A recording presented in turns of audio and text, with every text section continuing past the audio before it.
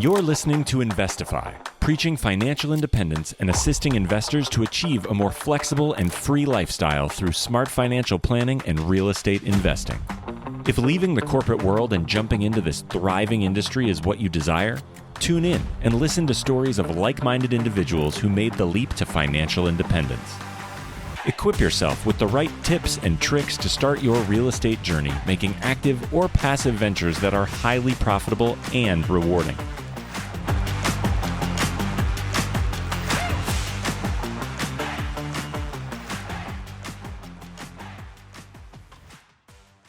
What's going on, everybody? You are listening to Investify. My name is Craig Curlop, aka the Fi Guy, and I'm here with my new co-host, Mr. Chad the Dad, Rocky. What's up, Chad? Hey, Craig. Nothing, man. Super excited. Be the new co-host, so I'm looking forward to it. Awesome episode today. Yeah, man, we're looking forward to having you on. Obviously, you've if you listen to the last episode of Chad just coming on, you'll know that Chad is one of our best agents here in the Denver market, and so we're super stoked. And obviously, know a lot about short-term rentals and a wealth of knowledge about a lot of different things. So we're excited to have you on, and yeah, this is going to be a really good episode. Before we get into the episode, of course, you know that we're going to ask you to leave a rating and review. So please do that. Go to iTunes, go to Spotify, make that happen if you haven't already. And Chad, anything you want to, is there anything new in your life that you want to let people know about before we get into today's episode? I feel like you're prying for something that I'm forgetting that I told you, and you're like teeing me up. No, I'm literally just asking. Oh, okay. No, I can't. I'm going to the mountains this weekend, so that's about it. But going along, yeah. Getting out to the mountains, enjoying the snow. We're getting like right now, we're getting pummeled with snow. We're getting like 12 to 18 inches, and we're in the middle of that right now. So it's nice being in a cozy office in my backyard where I don't have to make a commute. So I'm grateful for that, and grateful for this. You got your chicken food in, I saw the other day, so that's good. Chickens. If you didn't see my Instagram story, we bought like $200 worth of chicken food to get free eggs. So if anyone tells you they're on a farm because they get free eggs, I can tell you I don't even want to do the dollar of what I spend on these chickens versus the eggs that we get, but I can promise you that it's cheaper to go to the grocery store. So we're not doing it for the money. We're doing it for the food and because my wife likes it. So anyway, yeah. But speaking of wives, we got Noor and Mike today, a wonderful couple from New York, like the city of New York, and they're investing in New York, not Manhattan, but pretty dang close.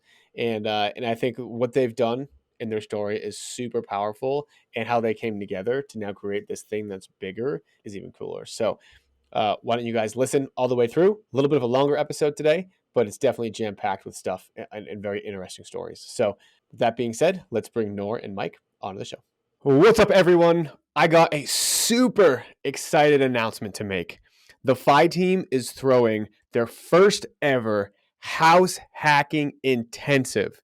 This is going to be in Denver, Colorado, April 5th to April 7th, and we are going to dive deep in house hacking. You are going to learn with a bunch of other future house hackers or current house hackers themselves how to analyze markets, how to find a deal in a neighborhood, how to find the correct house, the correct layout, how to run the numbers, how to build your team of agents, of contractors, of property managers, you name it. And we're going to do all of this together in person in Denver. That's going to be just part of it. It's going to be even better when we actually go to houses in Denver. A couple of my personal house hacks that I've already done, some people on our team's house hacks that they've done, as well as some that are on the market right now. So you can see the before and the afters of what a house hack might look like. This is going to be the first time we throw this event. I don't know when we're going to be throwing it again. Make sure you go to theFiTeam.com/workshop to buy your tickets.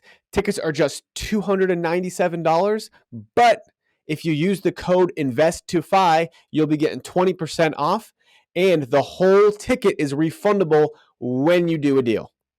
So that's right. So go to the phi-team.com/workshop, put in the coupon code invest2phi to get your 20% off. And then when you do a deal, when you close on your next deal or your first deal, you will be getting that back 100%. Hope to see you guys all in Denver. I can't wait to meet y'all in person, and I'm super excited for this event. We'll see y'all there. Noor Bchara and Michael Foyer, welcome to the show. How are you guys doing today?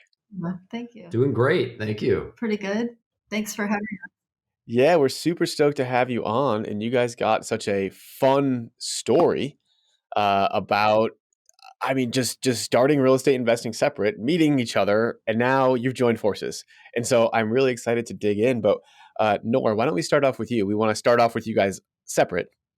When did you first hear about financial independence and the whole, get away from the whole American dream that everyone kind of touts as kids? Yeah, so it was 2012, and I was pregnant with my second child, and I was 30 years old, and we were living in Manhattan, and just paycheck to paycheck, couldn't even imagine the concept of owning a place to live, but didn't want to leave the city. And my now ex-husband gave me a book to read over one of the weekends, and it was Rich Dad Poor Dad. And I read it within 2 days. That's all I did that weekend.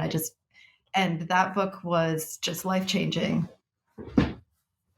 And from that point on, I didn't end up becoming a real estate investor or really doing much with the information because I wasn't really in a position to take action. So it kind of came back about 5 years later, I think. So I had ended up moving to Connecticut when I was married.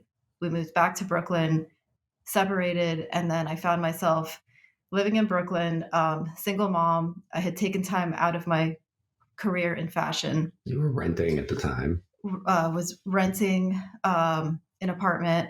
And during the time I was home with the kids, I had started a fashion business because I wanted to be a real estate investor, but it took a lot of money and I didn't have the money.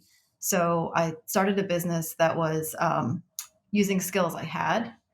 And that sort of propelled me back into that career. But here I was, single mom, not sure what I was capable of earning.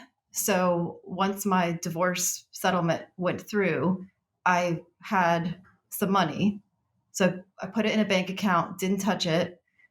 The house in Connecticut had to sell. We're missing a couple things in the story, but they're not that important. Mm-hmm.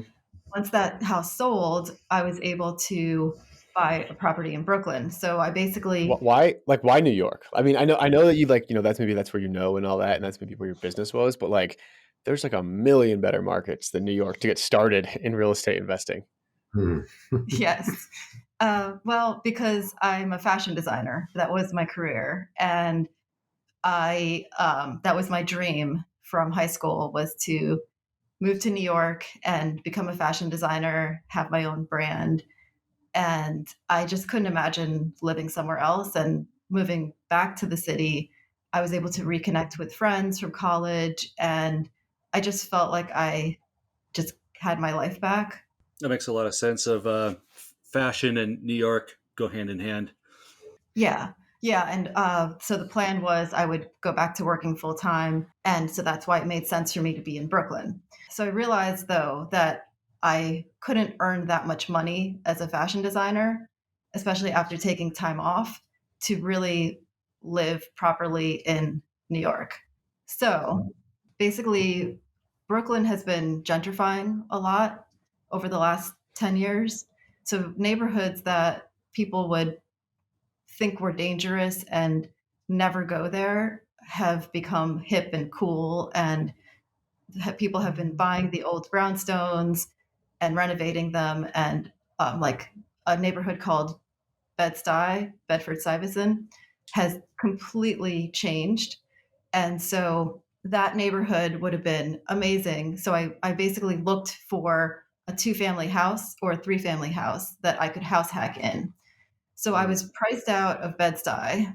And so I just basically went to the next neighborhood outside of that with the idea that it was all kind of going away from Manhattan, and neighborhood after neighborhood has been changing.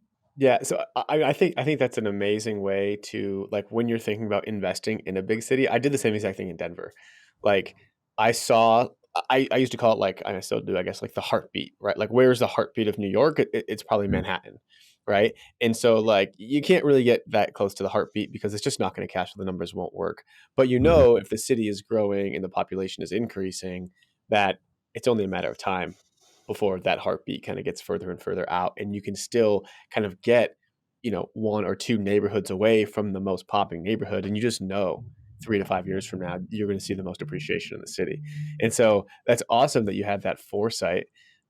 It's also great that you were able to take the lifestyle that you knew and you wanted, a fashion designer in New York, which I don't know why anybody would want that lifestyle. I knew a fashion designer once. It's like a really cutthroat hustle business, isn't it? Yes. Yeah. I remember that woman. She was not very, she was very stressed a lot. So hopefully Yeah. that's not you. It doesn't seem like you, Nor. But yeah, so I think it's just tremendous that I think, like, it just goes to show you that there's really no excuse. I mean, you're literally in, like, the most expensive market in the country, and you're still able to figure it out. And so, okay, these brownstones, Brownstorm. It's a brownstorm. brown Oh, I don't want to be in a brownstorms. You don't want to be in a brownstorm. I can promise you that. But yeah, so tell us a little bit more about kind of where you went next. You found a kind of 2 or 3 flat in Brooklyn.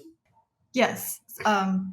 So I found a 2-family house in this neighborhood that was just over from Bed-Stuy, and it's technically the east side of Crown Heights. Now, Crown Heights is also one of those neighborhoods that's been gentrifying, but if you're on the west side of Crown Heights, you're right by Prospect Park. So it's really cute. There's lots of restaurants and trendy coffee shops and stuff.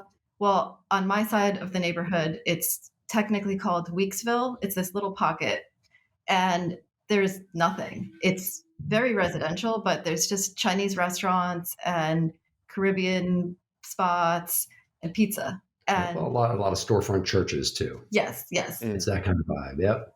Mm-hmm. So there's no cool coffee shop on the corner or anything like that. But if you go a mile, you can get to cool restaurants, and you're about, walking distance to the subway. So it worked for me. And a mile in Brooklyn is pretty far, though. You're walking a mile, it's 20 blocks. A lot goes up in 20 blocks walking through Brooklyn. That's for sure. Oh, I can only imagine. Yeah. But I could walk to meet friends for dinner and then take an Uber home. Mm-hmm. And that was, like, good enough. Mm-hmm. And so the house, I moved in with the kids, and I moved into the downstairs apartment completely unrenovated, and I used all my money to fix the upstairs apartment. Mm-hmm. The upstairs is a three bedroom plus office, 1 bath. I knocked down a couple walls, made the space more usable, and originally I was going to have a long-term rental, but a friend of a friend was managing Airbnbs in Brooklyn at the time, and she was like, you know what, you should meet him, see what he thinks. So that apartment ended up turning into an Airbnb, which pretty much doubled the revenue. Yeah. Effectively. Maybe even a little more, actually. What year was this? 2019. 19. Okay. So just before the laws that have now taken hold in New York came into play. And before the pandemic. Real quick, from 2012 to 2019, this is kind of just want to kind of clarify what's happening here. This is where you're starting your fashion business. You moved from Connecticut back to Brooklyn. That's kind of where all that happened, right?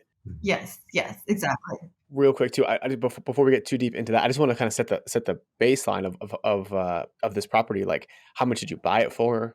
How did you find it? How much down did you put? Yes, those are great questions. Relevant questions. So the purchase price was $850,000, which is a lot of money for most places, but for a brownstone in Brooklyn, that's actually a really good deal. Mm-hmm. I put 20% down, got a traditional mortgage. Where'd you come up with that? 170,000? So when I got divorced, I see. Some settlement there. yes. Okay. We're not advocating for divorce, by the way, but maybe there's a minor benefit. So so I moved into the downstairs apartment. This house has a huge backyard, and For Brooklyn. yes, for Brooklyn. It's relative, huge backyard. The whole lot is 127. Right. And the house is 55. I don't know. The backyard is probably around 65 feet long by 20 feet wide, which is a huge backyard for Brooklyn, but a very small backyard by just about standards anywhere else, any non-metropolitan area. Enough for a small dog to run outside and do its business. Yeah. And a big giant trampoline in the backyard for the kids to jump. Yeah. Got it.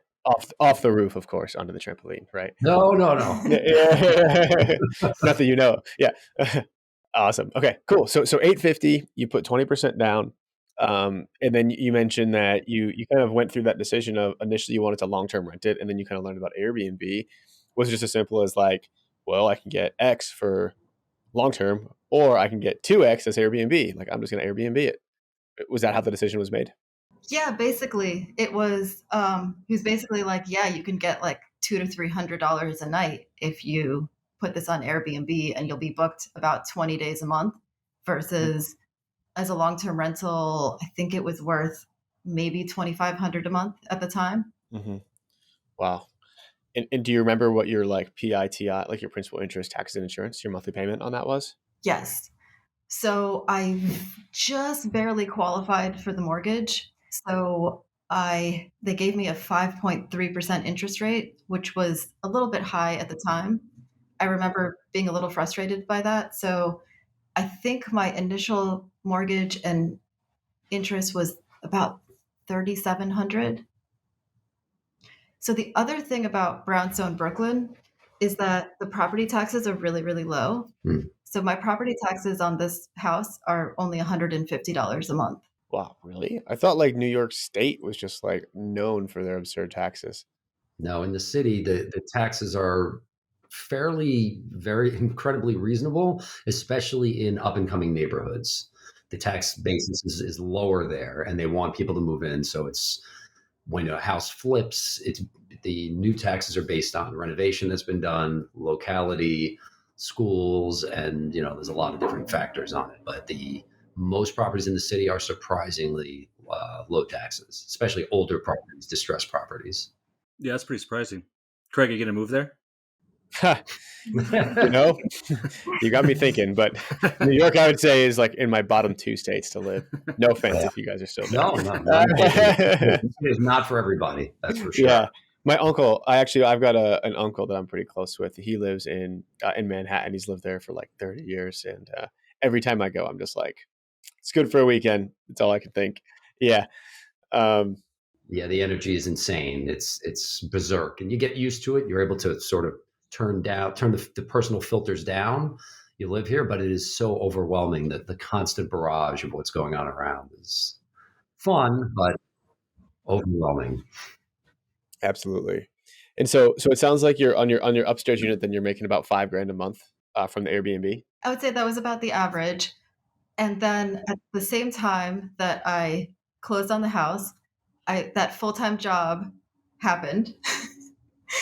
So I literally I moved into the house on Sunday, and I started a new job on Monday. Oh my gosh. Isn't it funny how there's always that perfect storm where it all hits you at once? And full construction going on also upstairs. Full gut. With 2 kids. Yes. And no car. So every morning we were taking 2 trains to get to our old neighborhood, Cobble Hill, where they went to really good public school. Then I would go back on the train, go to Manhattan, go to work. And then I had a babysitter that picked them up from school and brought them home. That sounds impressive. Yeah. I mean, that just but what's funny is that any person that I know with any reasonable amount of success went through some sort of struggle in the beginning, right? Something that just seems absurd, that there's no way, people probably thought you were crazy, right? But you obviously saw the grander the grander picture. And so for those listening, if you are in that beginning phase and you are doing something crazy and people are saying like, what the heck are you doing? Ignore them. If you haven't yet done something crazy and you don't want to do something crazy, realize that you kind of need to in order to get ahead. So figure out what that crazy thing might be and go tackle it, because that's going to be the start of your story. And that's what's going to be probably the most entertaining part of your story in general. So Noor, how long did the rehab take? How much did you put into it? And then is the bottom unit now nice and renovated?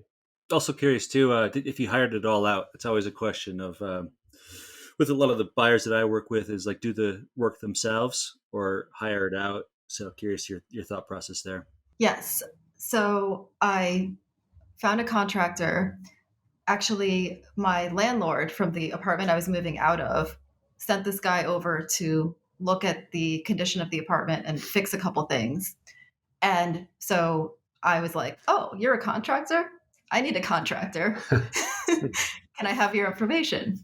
So I hired him to do the renovation. And my budget was very, very tight.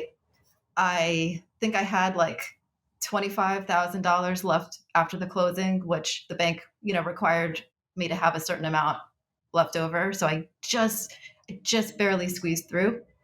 So he started with an estimate and he knew that I was on a budget. I think he was just starting out at the time too.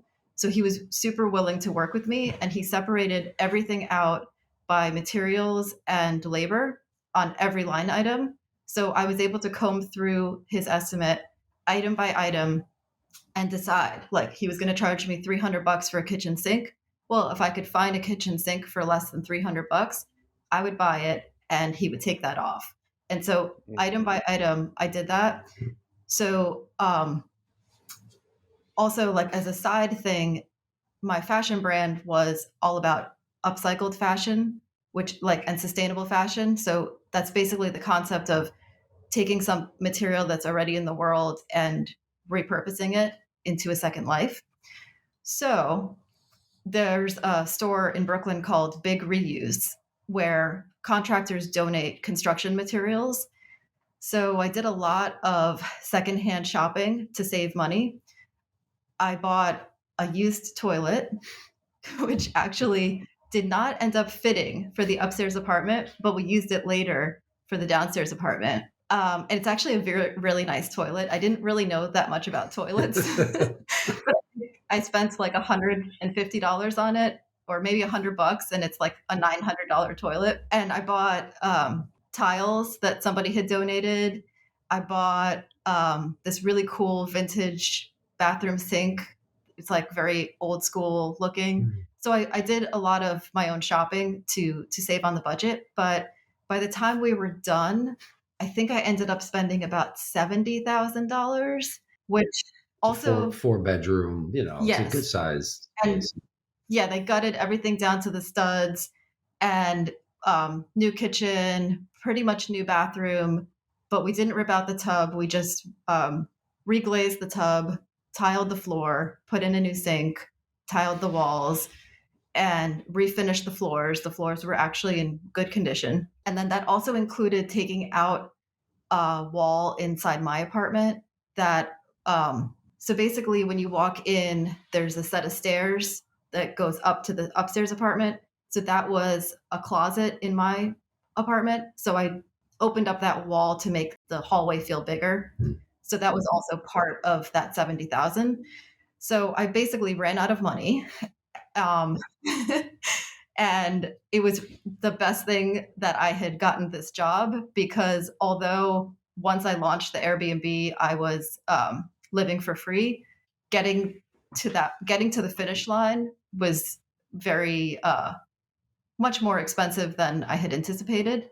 And then I ended up going to my bank and getting a personal loan to finish the rest of the renovations. It took about 3 months. To do the whole renovation? Yes, for the upstairs apartment. Actually seems pretty quick for all that you had to do. The personal loan thing, like how much was the interest rate on that and how much were you able to get? And what did you have to back it? Like the real estate? No, it was just my regular bank, and I sat down with the banker and I explained the situation and I explained what I was using it for, and he told me to ask for the max amount. I think I only asked for 15,000 because I just didn't want to go too much in debt, and the interest rate was about 9%. So it's just an unsecured loan. Okay. So, and remember, guys, when she was doing this, right, interest rates were at like 5, 6%, right? And so these personal loans are going to be a higher percentage than the current market. Right now, a loan is 7, 8% or whatever. And that personal loan is probably going to be closer to 11 or 12% today. Just so everyone knows. Awesome. And so did you ever get this home like refinanced or anything like that? Like, do you know how much it's worth after all of the renovation? Yes. Well, it wasn't a refinance, but right before the pandemic hit, I wanted to refinance, but at that point, I didn't have the job anymore, and I wasn't eligible to refinance, although the interest rates were in the mid threes. So I ended up being able to do a loan modification during the pandemic, and I basically didn't have to pay the mortgage for about 11 months. And that gave me the extra capital to renovate the downstairs apartment. And then it ended up being a loan modification. So it's now a 40-year term at 2.8% interest. Wow, that's awesome. Can you explain what a loan modification is compared to a refinance? Yes. So if there's a situation like a natural disaster, or I think banks do this for personal hardship as well. They basically give you a forbearance period where they basically give you permission to not pay your loan, and there's no consequences on your credit score or anything like that. And then at the end of the forbearance period, they will give you an offer that is designed to help you stay in your home, and you can accept it or not, and they just basically sign paperwork, and they just change the loan terms. Does that affect your credit at all? Like as not paying your mortgage or anything like that? No. Okay, that's good to know. Yeah, I mean that's I know a lot of people kind of went through that during COVID, and so I guess when it was all said and done, how much total rehab did you put into this place, and then a rough estimate on what it was worth at the end, and what was it cash flowing after you moved out, assuming that you did move out? Yes. So by the time we were working on the downstairs apartment. Mike and I had met, and so we did a lot of that work ourselves, and we did it while the kids and I were living in the apartment, which I don't recommend, but we did it anyway. And so we did it for much cheaper. Probably total, I probably spent about 100,000 all in. Okay, 100,000 all in, so 850 plus 100,000 all in. Now you're all in at 950,000 basically. And then do you know what it was worth when it was all done? I'm not sure, but I tried to get a HELOC about 2 years ago, and the appraisal came in at like 980. So it wasn't enough equity, but there is a house on the same street that recently sold for 1.4. And this house is bigger. Yeah. So that I guess the valuation that they had given it was just not really that accurate. But really, in the last couple of years since then, I guess, Yeah. um, the value we figure is at least 1.3, 1.4 now, most assuredly at this point. Yeah, the appreciation of the valuation of properties in New York City is pretty nuts. You bought it at the perfect time of 2019. Yes. Kind of, sort of, but it's always the perfect time to buy real estate unless it's super inflated. Because if you can hold for more than 4 or 5 years, you're going to see some appreciation, and if you can hold for 7, or more, you're going to see appreciation in decent areas. And so did you move out of this property, and is it cash flowing you today? Yes. So where's the cash flow at today? The kids and I moved out about 2 years ago, and right now, profit, we're making about 5,000 a month. Wow, sheesh. Both Airbnb on both units. No. Oh no, there's another story here for you. So when the pandemic hit, I ended up switching to long-term tenants. Then when I moved out of the downstairs apartment, we turned that one into an Airbnb, and it was doing so well that I was just about to set up the upstairs apartment to also be an Airbnb, and the city shut us down. So yeah, you probably heard about all the crackdown that's going on in New York City with Airbnb and the hotel lobby, and yada yada. So the mayor's office set up a task force. They showed up at the door while we had guests. We weren't there at that time. Yeah. So long story short, shut it down immediately Yes. and basically turned off the Airbnb listing immediately in order to satisfy what we were told by our lawyer, what we should do, and got a tenant in there within how fast? Within a month. Within a month. Within a month, we had a tenant in there paying pretty much top of the market rent because it was during COVID and rents were through the roof for COVID. So we put it up for fair market value at the time, and we're getting, very fair market value. Even today, we're now actually a little under market now, probably. Yes. But where we ended up getting a very good long-term tenant in there, and that's paying a great rate. That's half of what we were earning with Airbnb, but still great. In the end, it was not that bad because the rents had shot up so quickly. We were so shocked by how much we were able to get in rent. And it's definitely less work to have long-term tenants. So it was all good. So what's the total rent today on the long term? That you collect gross. Gross rent is about $8,600 a month. We also charge them for utilities that we just basically prorate the utilities based on the size of the apartment. Wow. So that I just want to say, that's amazing that you're able to do that in New York City or Brooklyn. I always thought, I mean, even if you came to me an hour ago and said, "Can I house hack in New York?" I'd probably be like, "Yeah, you probably should move." And so the fact that you're able to make it work, and while the $5,000 a month is awesome, right? It definitely didn't come without sacrifice, which you just described. But what's even cooler is that you have probably close to $500,000 in equity at this point, right? And so, if your goal is financial independence, right? I think what a strategy is that a lot of people can do, and I don't think it's talked about enough, is invest actually for a little bit more towards appreciation. And in 5 years, when your property is now worth $500,000 more, you can then sell it or whatever, put that into a cash flowing market, and you've got $500,000 to put into a cash flowing market. You might be able to buy 5 houses that each cash flow you $1,000, which is the same as what you're doing in New York City. But I think what you guys did is crazy. So if you aren't able to replicate that, a whole bunch, you're able to still generate some really good cash flow based off your appreciation as part of the strategy. So I think that's amazing. And congrats on that. Seems like a home run for your first one. That's one thing people also don't think about is the rental appreciation as well. And the rental market changed very significantly from 2019 up to now. So it really came up to the rents coming up very quickly. Yeah. Yep. And that's why I always say it's like the worst year to own real estate is the first year you buy it. And then everything gets better after that. You've got the opportunities to refinance. You've got increased rents. You've got increased appreciation. It just gets sweeter over time.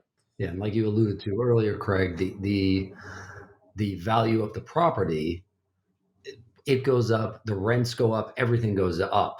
It all goes up. Even if it's slowly, you're constantly going up. And because we're in a borderline neighborhood, they go up a lot as the change happens. And we happen to hit the Goldilocks zone where that was happening perfectly for us. And now it's just going up, up, up, and the values everywhere are going up. Yeah. The one thing that goes down is your principal balance. It works in opposite of each other. Rents go up, income goes up, but your principal remaining balance goes down. That's the beauty of it. Absolutely. And the crazy thing is that, so right before the pandemic, I ended up getting laid off from that job. And I was actually at work that day wishing it away. And I was like thinking, well, if I do some consulting with my business and I sell this many pieces of clothing, maybe I don't need the job anymore because of the house.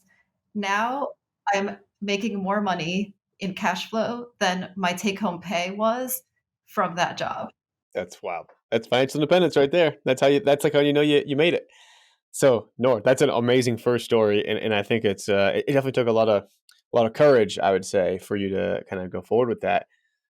Mike, I want to hear about kind of how you got started, and hear about your first investment and all that, because this is still before you and Noor met. So this is well before Nora and I met. This is back in 2019, actually. I was previously engaged and we were looking for a 2-bedroom apartment. 2000 or two. I'm sorry, 1999, 2019, 1999. Sorry, I'm like, so back in 1999, my then fiance and I were looking for a apartment. We did some looking. I have a twin brother. My twin brother was also potentially looking for a place in the New York area. In the looking we saw, we didn't really see what we were liking. So we decided just almost on a lark, we're going to join forces and look for a 2-family. And where was this at? This was in Brooklyn, New York also. We're looking specifically in the area of Windsor Terrace, Park Slope, which is right around Prospect Park, which is like Central Park of Brooklyn. Huge park. It has a zoo and a lake, and it's a very desirable area. So in our looking, my ex-fiance decided she's going to go old school and look in the newspaper. And this is 1999.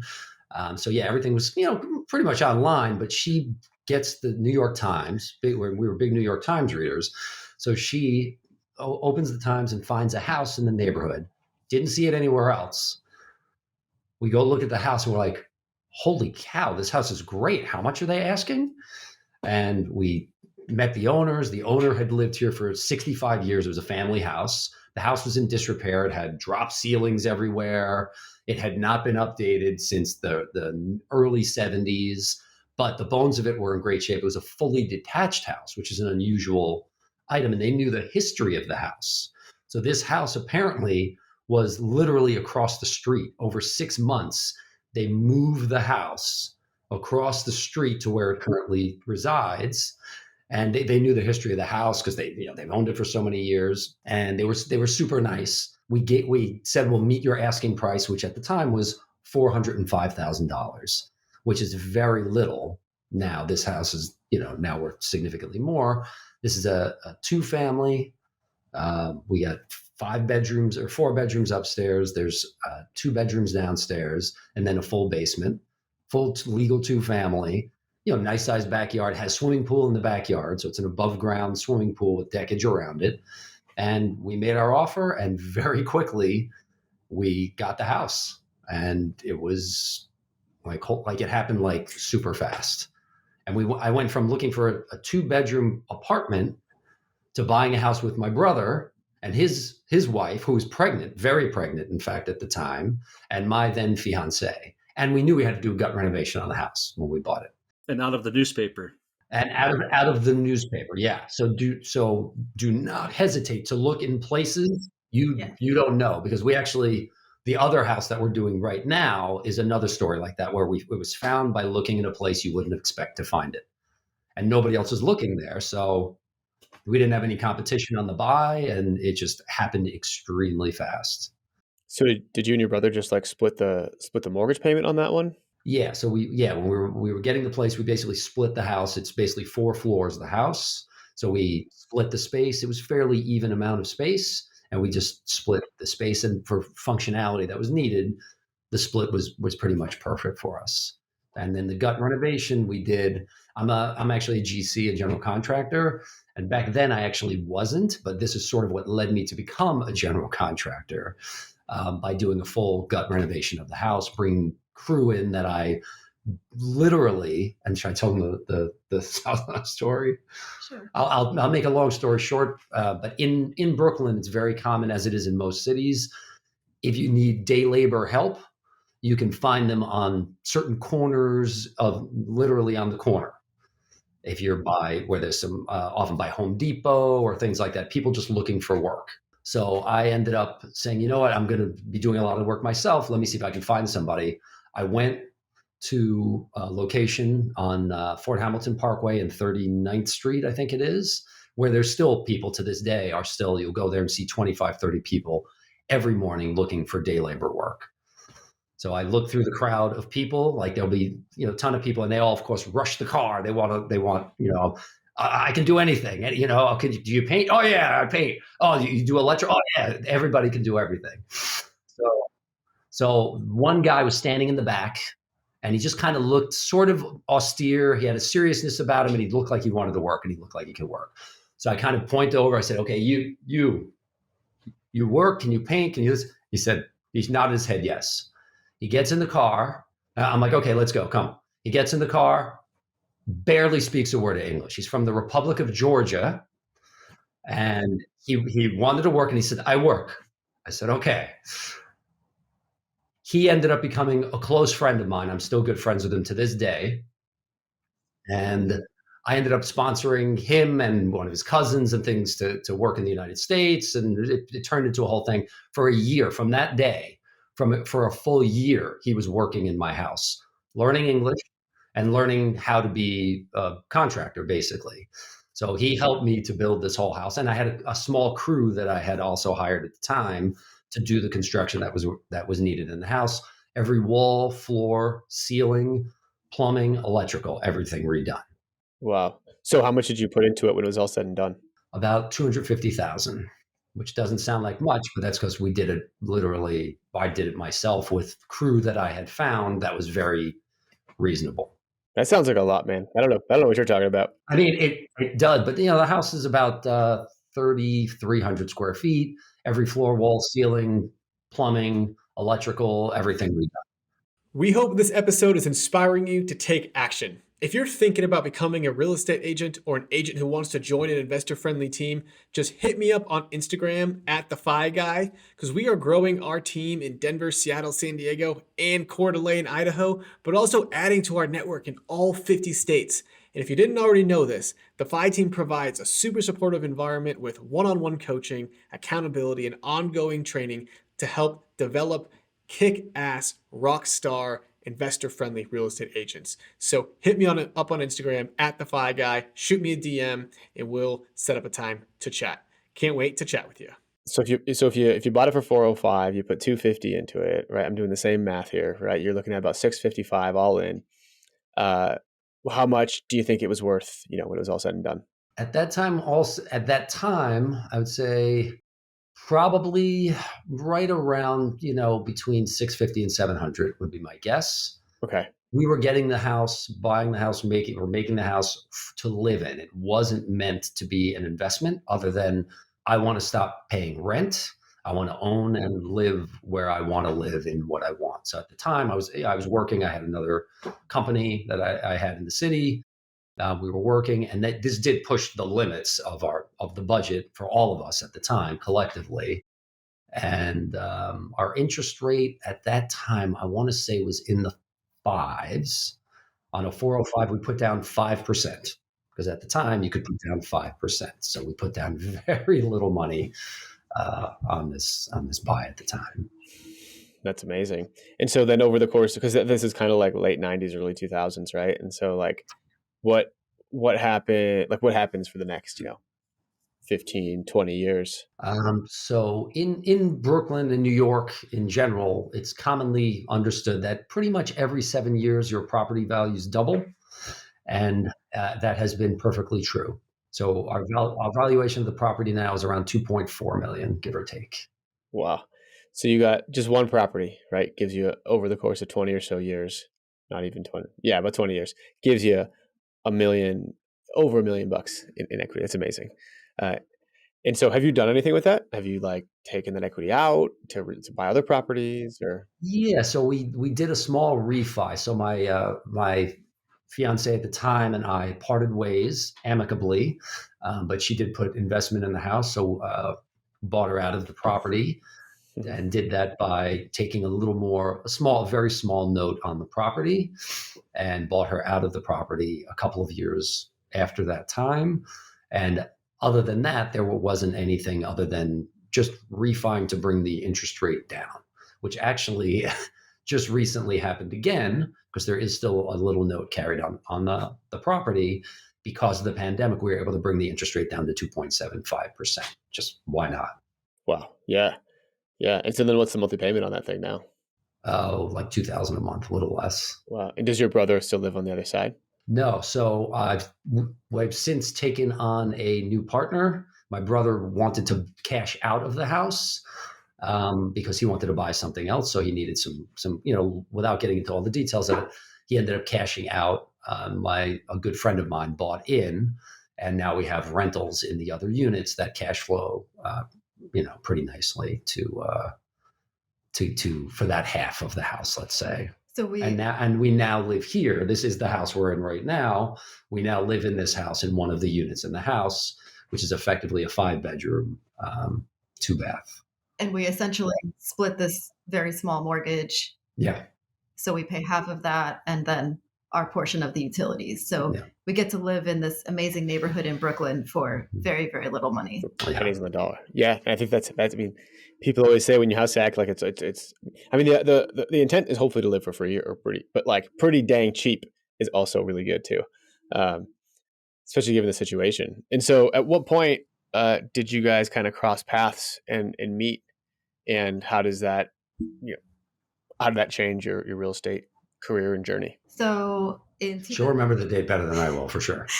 So I had closed on my house at the end of January 2019. And then Mike and I met in August 2019. So at that point, I was about 6 months in. I had gone through the renovation, stabilized the property, was making good money on Airbnb, still living in the completely unrenovated downstairs apartment. And at that point, by that time, my oven stopped working. And I decided not to buy a new one because I had this big vision for renovating my space for how I really wanted it to be. And so it felt silly to buy a mediocre stove when I was going to replace it with something fancy soon. Mm-hmm.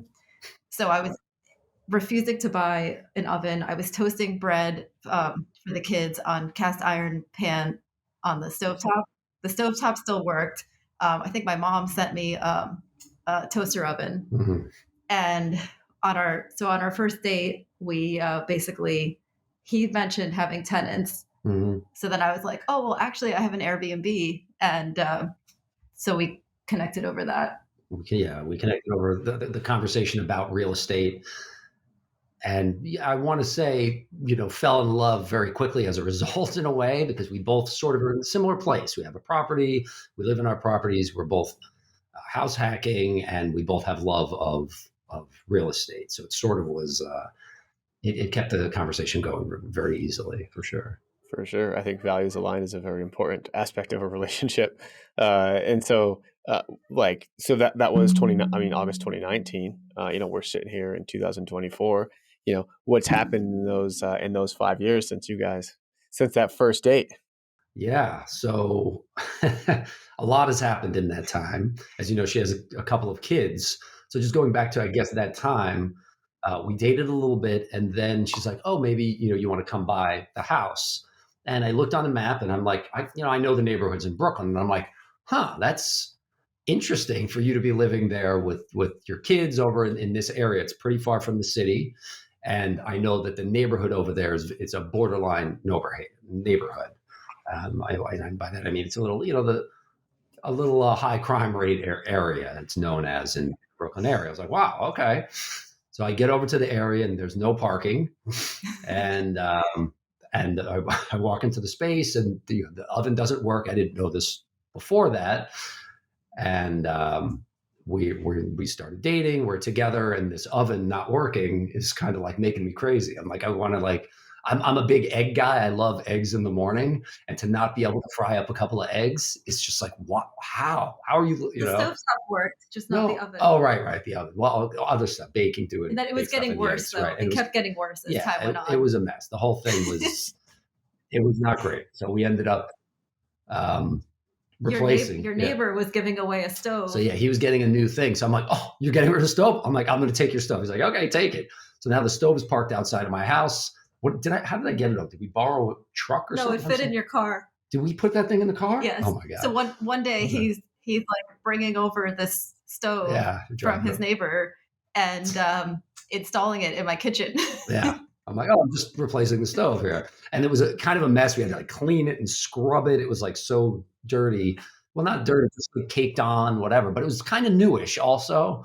So we did that. And, it's about, And then once the pandemic hit, we took off all the doors to the kitchen cabinets and painted all the doors, replaced the countertop with IKEA countertop. Yeah. My contractor had given me some other used appliances from the next job he went on. Yeah.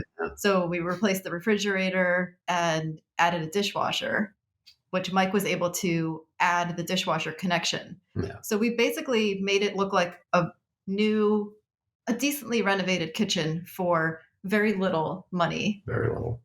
Then we redid the floors in all the main areas. And I was trying to impress her at the time because I knew she was an upcycled fashion person. So I'm like, okay, how can we upcycle? What can we do here? So I'm like, okay, I got this. We're getting this from over here. And I kind of like keeping things out of landfill too. Like, I think it's great. And so, it was part of the courtship was the kitchen happened. And then we kind of had to have a conversation of like which house should we live in? Oh, yeah. Yeah, because then things progressed and we got engaged, and then we have to decide where we're living. Mm-hmm. So how'd you make that decision? Seems pretty easy. Seems like an easy decision, but it was. Well, it wasn't though.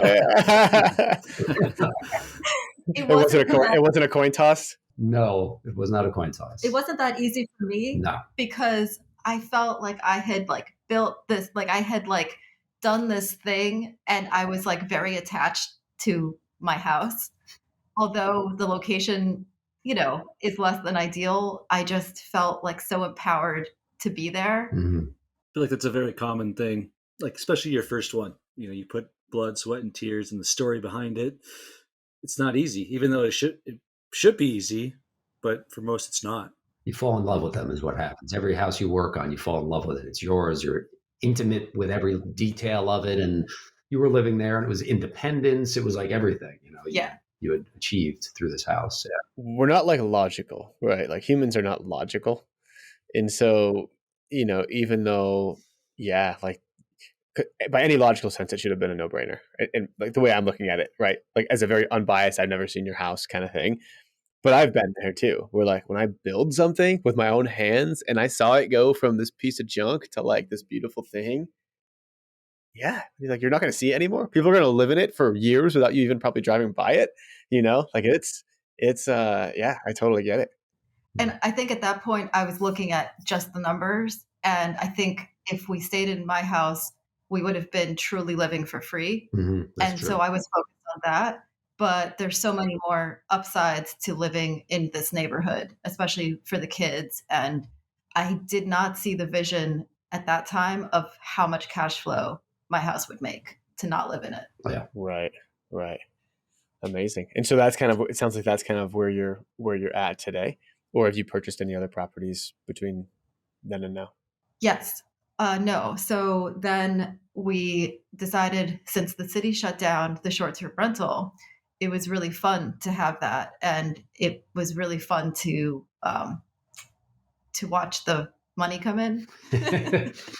Yeah. So we decided to look for a market where short-term rentals were allowed. So we found a town in upstate New York in the Catskill region called Saugerties. People always think I'm saying it wrong. Mm-hmm. Or people think I'm saying something else. Mm-hmm. It's near the town of Woodstock, if remember that area up there. Yeah. So it's a nice area, a real nice area. So we found that house in the fall of 2022, closed on it in March of 23, and then finished the renovations and launched it as an Airbnb in August of 23. So I know we're late, and we talked about both of your first deals, but this is your first deal together. Yeah. Yes. So this is the long-awaited for real The deal. for real deal. This is the one that made you guys kind of join together as a unit, as real estate investors together. So my first question is, you went under contract in October and you closed in, you said March or something. Like, that's a long under contract period. So like something happened. Yeah. Well, we were using a second home loan, and the lender did not like the condition of the property. It had been sitting empty for a very long time, and there was mold in the basement, and they deemed that it had foundation issues. So we ended up having to renegotiate with the seller, bring in a bunch of contractors to give us estimates, and basically turned it into a renovation loan to satisfy the lender. So it took a lot of extra time. Okay, that makes sense. I figured there was something there. And so how much did you end up buying it for? How much did you end up renovating it for? All the details. The what was the original ask we had seen? The ask was $299. Yeah. It was in the other section of Zillow. Mhm. So Oh yeah, this is basically it was listed by a real estate agent in Canarsie, Brooklyn. mhm. So it did not show up on the local MLS in that town. And I was getting desperate because we were running out of houses to look at. Mhm. And so I was like, there must be something else. What else can I find? So that's where I found it. And then So she looked in a completely different market. This is 2.5 hours upstate New York. The only place this house was listed was in the New York City area, actually in the locality of Queens, which really doesn't make any sense. So it didn't exist to anybody. Nobody was looking at this house. It's just been sitting on the market. The brokers just failed. That's a great story. As an agent, I've seen this before of agents kind of screwing up. I've seen an agent list a house as 0 bed, 0 bath. So nobody, when they're searching for a 2+ bed or a 3+ bed, it wasn't hitting anything. But it's amazing when agents don't do their job. I like that. Yeah, and that worked out so well for us because we came in with the way the property was and the issues we were having, and we kind of lowballed it. We went back and forth on this. And Yes. if you want to put your marriage on trial, buy property together. I can tell you, it's crazy, but it's also really fun and rewarding. Yes. But we went back and forth on what we want to pay, and I'm like, look at the numbers, look at what we have to do. This house nobody's made any offers on this house. Nobody's seen this house. It's listed in the wrong market. So we lowballed this house pretty dramatically for what we knew the ARV would be on the house. So I don't remember. I think our first offer was $229. We met in the middle. They countered to something. We met in the middle at $252. Right. And then when we found out about all that extra work that had to get done, mm-hmm. we renegotiated down to $235. Yeah. And then when we did the walkthrough the day of closing, the hot water heater wasn't working. Yeah. So we ended up with an extra $3,000 back at the table, at the closing table. At the table, literally right at the table. We got another $3,000. So it was listed at $299, but you got it for $235. Yeah. Yes. And this is in 2022. Yeah. Yes. Okay, and the market's kind of softening at this point. Okay. And we also had a renovation loan built into that, also for what was it? About $30,000. About $30,000. And then we ended up total spending about $170 to do the work, plus another $30,000-ish for furnishings to set it up as a short-term rental. Right, because we wanted our goal with setting up the short-term rental, because there's a lot of short-term rentals in the Catskill region, was to be top 5%. We want to make this place the place that everybody wants to go to, to be the only logical choice if you want a nice spot there was our goal. That's awesome. I'm in the short-term rental market as well, and I work with a lot of buyers, but my mindset's the same of, doing something, but you just got to do it the best that there is. And so you got to set yourself apart. You got to have that extra amenity. There's too many people doing short-term rentals now, and there's too many options. And so if you can be the best at it, you'll succeed. If you're going to just put up, not professional photos or have no amenities, then those people are going to go away. So I love the mindset of, let's do this. And we know there's competition, but we'll just do it better than everybody else. And that's how you win. Yeah, that was exactly our thinking. and exactly where we took it. And the Catskills is a different market than Brooklyn. For Brooklyn, I was able to shop Craigslist and throw things together, and it was good enough as a short-term rental. Mhm. But in the Catskills, I looked at the top performing properties, and I basically saved a folder of images of the nicest looking ones with the 5-star reviews that were asking for the most money per night, and just basically used that as a guiding point for style, for how it should look, what people want. I think that's a great piece of advice, is like, look at your competition and beat them, right? I mean, it's right there. Yeah. It's like I feel like it's like cheating off of a test. Like, the answers are right there in front of you, you know? Yeah, you couldn't be more right. Like all of it is available. People are just not putting the time in, and Noor put a ton of time researching and looking at all of the competition, really understanding the numbers. I mean, understanding the town, the locality, everything. And what we wanted also was a house that felt bucolic, that you drive up to it and you feel like you're away from it all. We're only 9 minutes from the heart of downtown Saugerties, but this block just is a canopy road. Like it just checked all the boxes when we first got there. And we were in love with the location, as well as that the town is all about Airbnbs and bringing more people to town. There's an event that goes on there that it's called Hits, which is a horse show that goes on all summer. So there's so many things that draw people to the town. We knew it was the right location to buy, and then you found this house in this town. Yes. And on this off market, in the wrong market. It was an unbelievable and ironically, set of events. The setting that this house is on, the street, the piece of land is actually way nicer than any of the other houses we had looked at that were contenders. So it just worked out really well. So how much did you say that you put in total again? You said 30 on the furnishing, and then how much on the renovation? 170. 170. So if you bought it for like, would you say like 250 or 235? 235 plus your about another 200, so you're at 435. Do you know what it's worth today? Yes, we ended up doing a cash out refinance to consolidate the line of credit and credit cards we used to finish the renovations. So the appraisal came in at 445.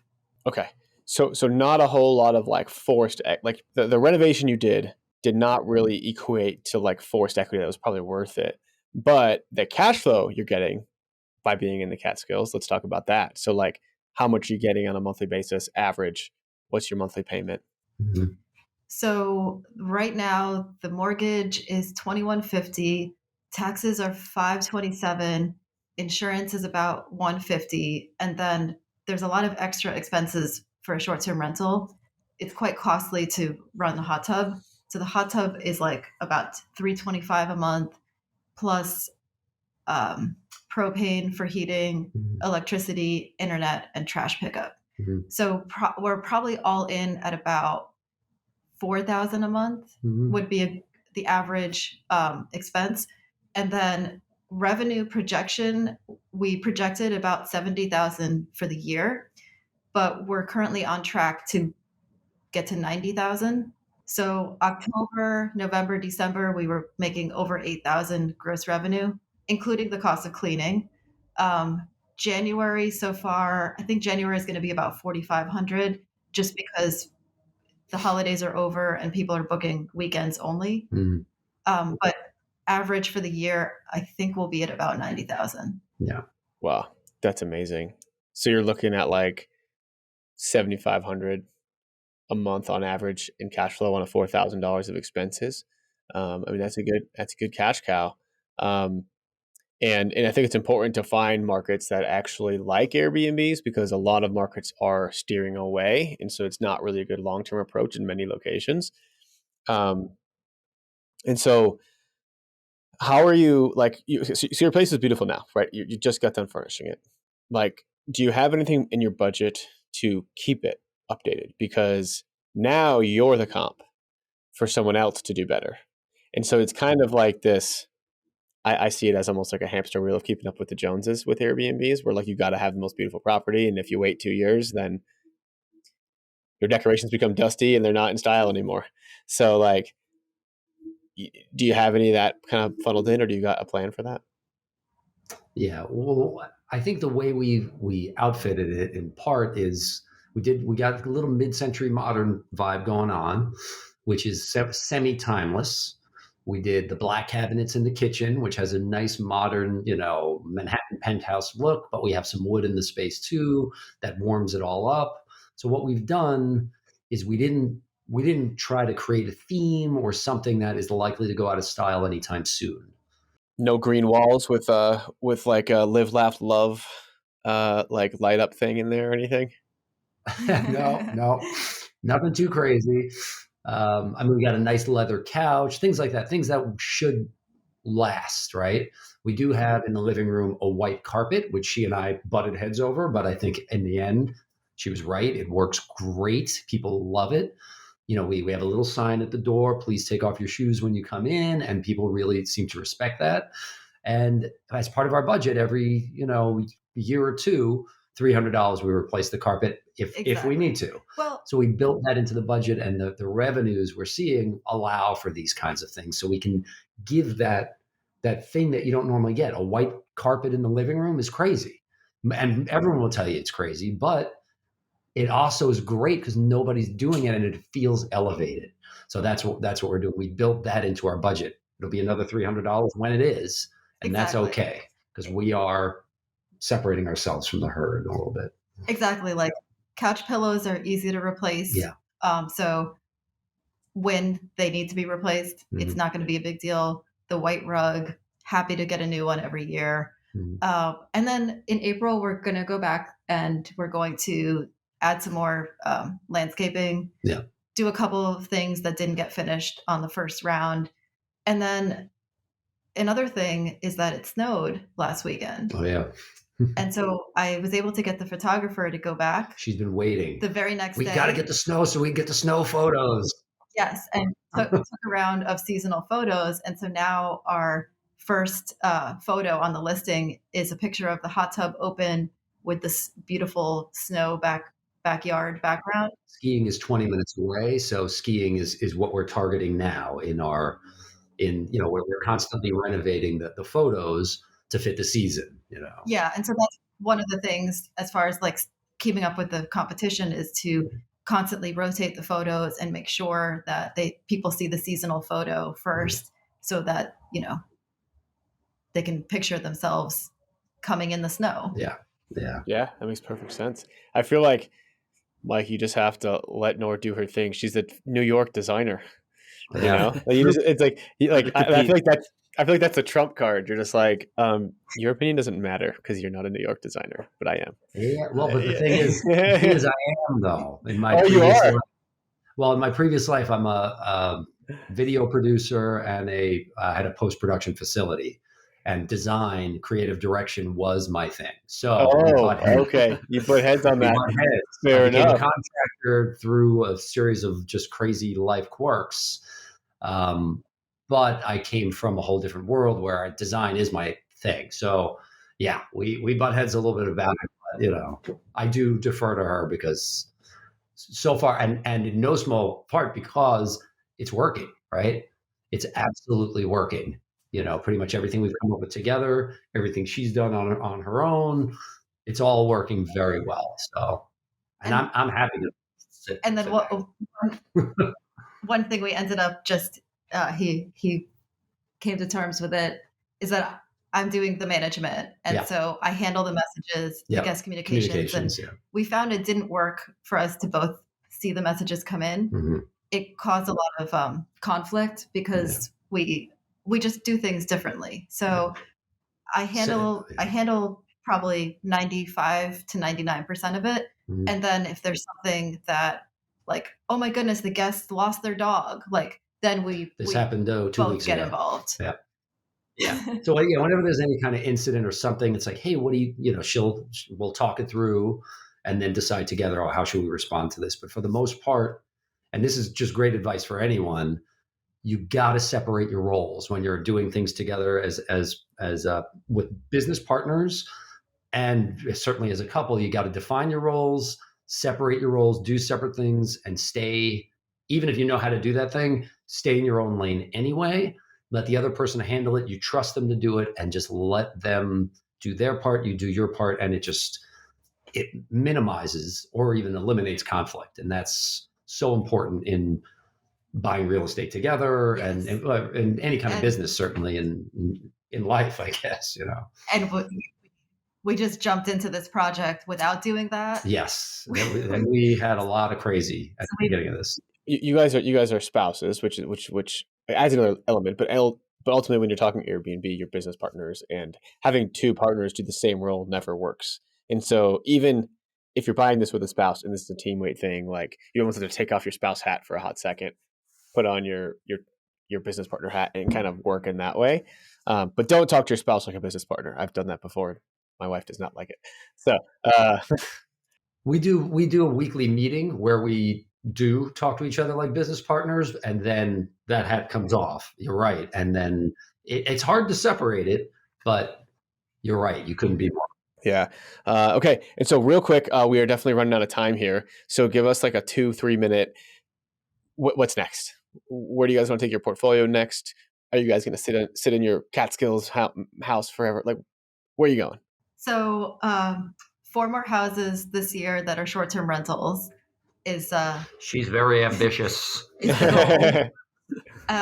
And then we've just started a postcard marketing campaign to go directly to sellers, and we're talking about taking private money, which a year ago, even 6 months ago, I would have been like, no way, I wouldn't even consider that. But now we're realizing that we can really scale by getting a little more creative. Do you want to stay in the New York Catskills area, or are you going to venture out? We're looking there now because we know the market well. We have infrastructure, and that's hugely important for, I guess, anyone listening. Once you have infrastructure, meaning good cleaner, somebody to take care of the lawn and the surrounding property, and somebody to do repairs locally, we have that set up beautifully there, and we want to leverage that. So the next property we want to do kind of in the area. So we have an offer in right now on a property about 15 minutes away from this house. And we know we've got all those components already set up. We know the numbers, we know the competition. So we're still targeting this area. Yeah. It just, makes sense. On this next house, you're going to do the 20% down as well, or are you raising private money for it? We're actually trying to do a BRRRR for the next one, where we would either use a line of credit or private money as the down payment, borrow 100% of the renovation cost from the lender, and then do the cash out refinance at the end. Very cool. It's amazing. Awesome. Well, I'm looking forward to hearing where you guys are at 12 months from now, and hopefully you've got 6+ properties. If we get one more, I'll be happy. Yeah. You say 6 or whatever, and if you end up with 5 or 4, I think you'll still be probably pretty happy with that. Awesome. Well, Noor and Mike, we got to get into the final part of our show, which we lovingly call the Chad. You know what time it is? It's time. It's time for the final four. There you go. Awesome. All right, Chad, kick us off with the first question. All right, guys. What book are you reading right now for the both of you? I'm reading 10x is easier than 2x. Beautiful. I literally have a friend that's reading it, and he just told me about it yesterday. And Craig just read it too, so that's awesome. That's next on my list. Yeah, it's like just a whole mindset shift, which is hence why I'm making the goals bigger this year. I love it. That's amazing. Mike, what about you? I'm actually rereading a book that I read quite a few years ago, Fierce Conversations by Karen Scott, which is it's a management book, but it's really good for just interpersonal relationships. And, one of the main tenets is if you think there's a conversation that needs to be had, there is. Have the conversation. Talk. Communication is everything. So it's a really great book, and it's not just for people who are managing anything. It's just good for anyone, honestly. The tenets in the book are fun, and they help you communicate better with everybody. Yeah, both really good books. I've read both of them. Second question. What is the best piece of advice you've ever received? What do you think? So I'm going to go by the advice from Rich Dad Poor Dad, which, because that was the beginning of my real estate journey, was to get in the position to have your money work for you instead of working for your money. Yeah, that's so good. And I'd say, I mean, there's so many little things you hear over the years, but one of them that always rings in my ears is surround yourself with the people who you would like to be, the people who I can't remember what book it was, but the 5 people you spend the most time with are the people who you're going to be like. So if you can find someone who's doing what you want to be doing, or starting, or whatever it is in your orbit, and spend more time with them, learn from them, and just be around them. It just happens. Just because you're around that person, you grow. So if you're lucky enough to be able to be around people who, and we've joined several of the groups, Bigger Pockets, and several of the groups we're part of, just being in this community around these people helps you to just become what you want to be. Yeah, that's so true. I say that same thing all the time. I have meetups and I host them, and that's one of my taglines of like, just go to these and surround yourself with people that are doing what you want to do, and it'll just kind of manifest itself. So yeah, 100%. That's awesome. Yeah. Question number 3. What is your why for doing all this, for, living the single mom? Because it makes her happy. That's why. Yeah. happy wife, happy life, right? There you go. I mean, the why is freedom. I think freedom to be able to have experiences and travel and just not have any financial stress, and to have something to leave behind for the kids. Yeah. But then also, even on top of that, I just love the process of turning something old and ugly and sad into something beautiful. Just goes back to my sort of creative fashion background. Yeah. And for me, it's, I mean, much of the same, but I feel like I've been in a number of different businesses, and I worked for NBC for a while. I've worked for a lot of other people, and I've never been a great employee because I don't like working for other people. I don't listen very well. I want to do what I want to do. And it's more fun than anything else that I have done in so many ways. And you have your time back. It's your time. You have to be committed. You got to put the time in, but you're able to make your own schedule, and you're able to, if you're able to craft your schedule, you can get on your bike in the middle of the day and go for a ride around the park, and then come back and have lunch, and then go back to work, and maybe work till 7 or 8 or 9, answer some emails late at night, but you're able to live life the way you want to. You're not in control, or not controlled by anyone else's schedule, but what you want to do. I think Craig and I both align with the agent life. Like, I work 10 times harder now than I did before, but I actually enjoy it. Like, kind of what you're both saying, like, you like it, and you can take that bike ride, but maybe you're working till 9. Like, I would rather be able to do what I want to do, like you were saying too. So yeah, I love that. Yeah. Awesome. All right. Final question, guys. This is a random one. What's your favorite birthday gift you have gotten for each other? Oh, that's a tough one. Oh, I got a good one. All right, I'll go first. We are going to Dominican Republic is it next week? In a couple of weeks. In a couple of weeks, our birthday's coming up. So because it's so soon, that's just an easy one. And I love travel. We both love travel. That's something else we both know that we love. And when we travel, you're on vacation, you're away. Life experience is, I don't know, when you go somewhere, it's just great. So we're going to head down to DR. Not that it's, we're going to stay at the resort or whatever, but we're just going to lay on the beach and take a break and relax. So that would be it. I got mine. Oh, here we go. When I turned 40, Mike got everyone to make a video, and he put it all together. So all friends and family each recorded something special for me. And I think that's been my favorite gift I've ever gotten. That's cool. That video production came in handy, huh? Yeah, a little Yes. bit every now and Yeah. then. Yeah. Awesome, guys. Noor and Mike, well, hey, thanks so much for having us, for coming on the show. Tell us, where can people find out more about you if they want to learn more? We're just launching a new company. We just bought the URL, so it's not actually active yet, but it will be, relatively soon. freeflowproperties.com. freeflowproperties.com, FREEFLOW properties.com. Again, it doesn't exist yet, but probably within a few weeks. I don't know when this is going to It'll hit come the out in a couple of airwaves. months. So I think when this airs, it probably, how about this? That's your accountability. By the time this airs, you better have that website up. Yes, you've given us a mission. I love Yeah. it. You've got- freeflowproperties.com. Yes. That's And great. if There you you want go. to check out our Airbnb, you can search High Falls Lodge in Saugerties, New York. I think it would come up. For sure. Amazing. Noor and Mike, your story is inspiring. It truly is. It's a way to hopefully inspire some people to invest wherever they're at, no matter if they feel it's too expensive.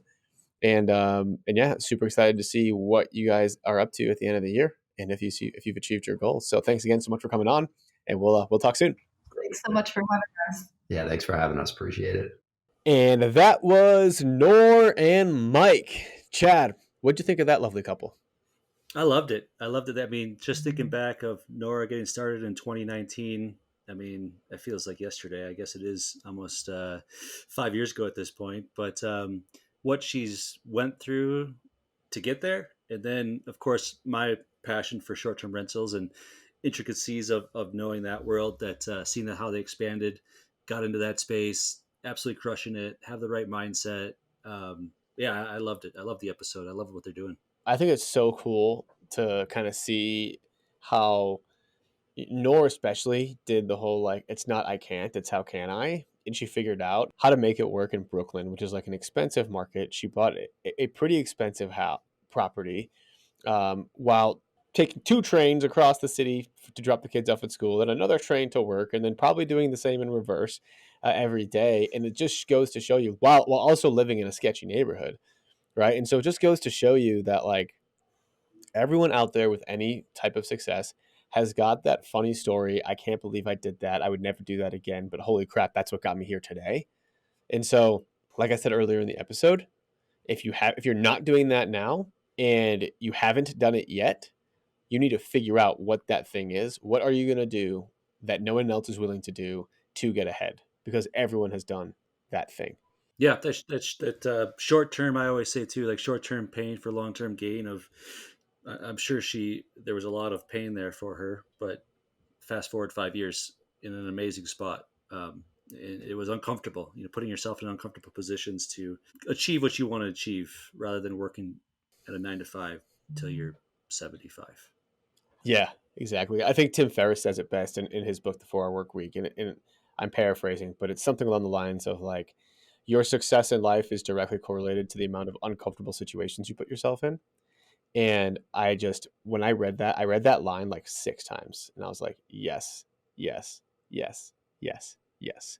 So even if you're comfortable now, and it may not even make sense to do something uncomfortable, like, just do it anyway to just strengthen your uncomfortable muscle, right? Like, in that book, Tim Ferriss, he talks about, like, laying down in the store, like in the grocery store, just laying down. Like, that's weird. It's kind of uncomfortable, right? Talking, if you're single or whatever, like going up to a random girl or guy and just like asking for their number. You don't need to call them, just ask for their number.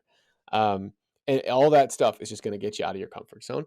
And I think that's pretty powerful and pretty exciting. So Yeah, 100%. cool, man. Well, anything else before we get out of here? I think that's it for today. Appreciate it. All right, man. Well, again, guys, thank you so much for listening. If you haven't already, please, please, please leave us a rating and review. Give us a follow. I'm the Fi Guy on Instagram. Chad, Rocky the Realtor on Instagram. Rocky the Realtor on Instagram. And we will see you guys all next time. That's it for this episode of Investify. We hope that these nuggets of real estate wisdom lead to more savvy financial planning and a clearer path towards financial freedom. For more content like this, subscribe to the show at investify.com. Don't forget to leave a rating and share it with your friends. Together, we can transform more real estate newbies into successful and clever investors. Thank you so much for listening. See you on the next one.